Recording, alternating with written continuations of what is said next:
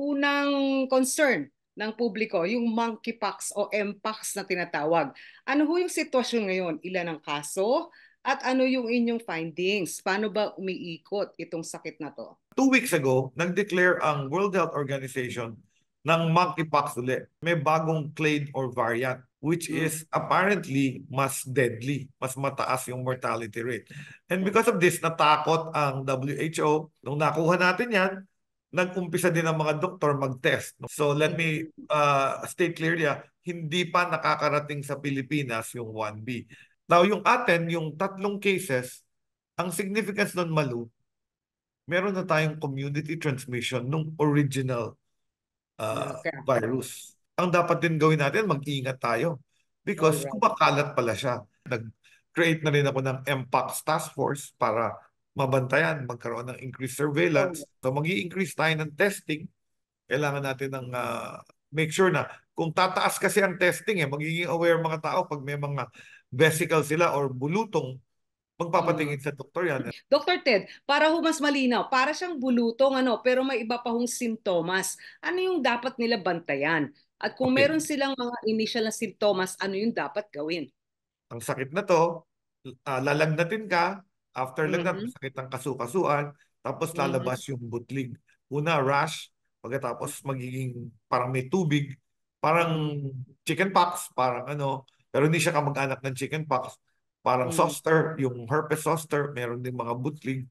Pero Mhm. ito, nasa private parts usually yung nakikitang butlig. Pero pwede rin sa muka, sa palms, sa Mhm. katawan. So, basta meron kayong ganun at hindi kayo sigurado, ang suggestion namin, magpatingin ka agad sa doktor at yung mga doktor, in-identify na namin. All PCR test to, Malu, kagaya right. nung PCR test ng COVID. Pero Nako. iba yung cartridge, so medyo limited yung capacity natin. Nag-expire na yung ibang mga test kits natin and we need to buy more. So, Meron ho bang initial na remedyo? O parang kumbaga first aid. Ano yung medyo parang dangerous point na talagang kailangan oh, nila na emergency? basta may tubig yung vesicle, very infectious sila. So Okay.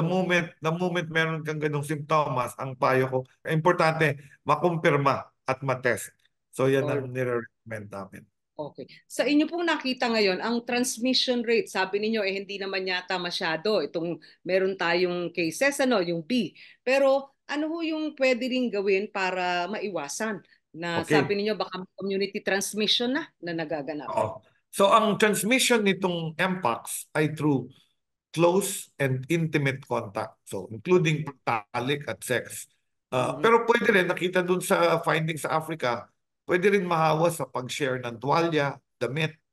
So you Mhm. can touch somebody's pero mas mababa ang likelihood nun. But Mhm. the real spread is skin to skin. Once ma-expose ka, it's anywhere from 7 to 21 days. Meron nga as far as 30 days, pwede ka pa rin magka-infection. So medyo mahaba yung range. So Mhm. kailangan babantayan talaga for a longer period of time after Mhm. ma-expose ka sa isang may sakit na nag-positive. Ano ho yung mga gamot na meron ba pwedeng inumin para tipong ma-arrest yung halimbawa yung lagnat o kaya yung So, pag-develop incubation sa talagang seryoso na stage. pero meron siyang gamot, yung Tecovirimat, which is an antiviral. Mhm. Unfortunately, hindi siya registered and available. So hinihingi ko ito sa WHO na Mhm. ma-provide tayo para magkaroon tayo ng supply. So siyempre, hindi naman ako makikipag-agawan dun sa Africa kasi I'm sure Mhm. kailangan to. Meron ding vaccine, Malu. Mhm. Yung there's a vaccine for Mpox. It's coming from cowpox. Pero ganun Mhm. din ang usapan namin in a meeting with the WHO and the other health ministers. Ibuhos natin ang mga bakuna kung doon sa bansa na nag-outbreak para masugpo natin yung pagkalat. Maghihintay kami. Although ako may nakapila ako for about 2,500 doses.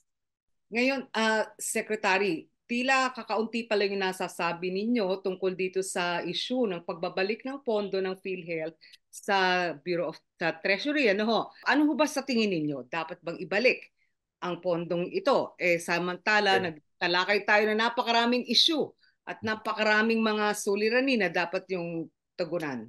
Alam nyo, ang pondo na sinasabi nilang kinuha ay hindi po ninakaw, hindi po siya nanggaling sa members' contribution, hindi rin siya Appropriate. nanggaling sa reserve fund, Hindi rin siya nanggaling sa investment money of PhilHealth na savings.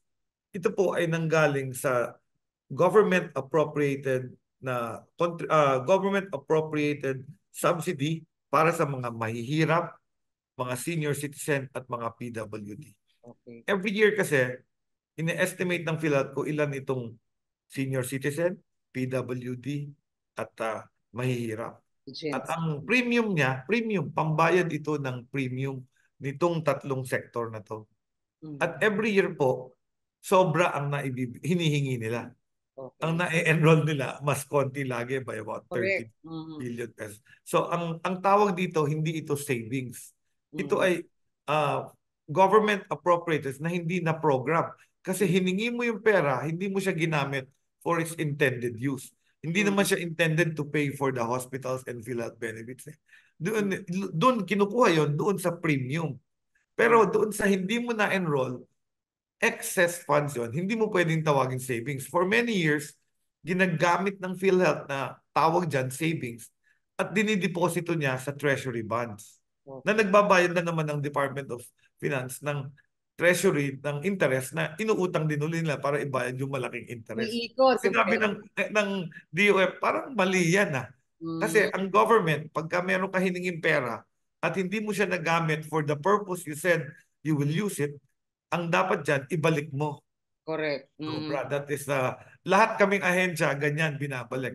So Okay. ngayon, dito sa 2024 law, na ipasok yan na sabi, pwedeng gamitin yung mga unprogrammed appropriations, itong pera na ibinigay sa GOCs na hindi mo nagamit, ay pwede Ibalik. mong kunin ng DOF at gamitin sa ibang programa na Correct. kailangan. So yung sobrang appropriations for 3 consecutive years, sabi niya, balik mo yan at Mm. gagamitin namin sa iba. At siyempre ako at walang umupos dito nung ipinaliwanag ito, major ang reforms na kailangan ng PhilHealth.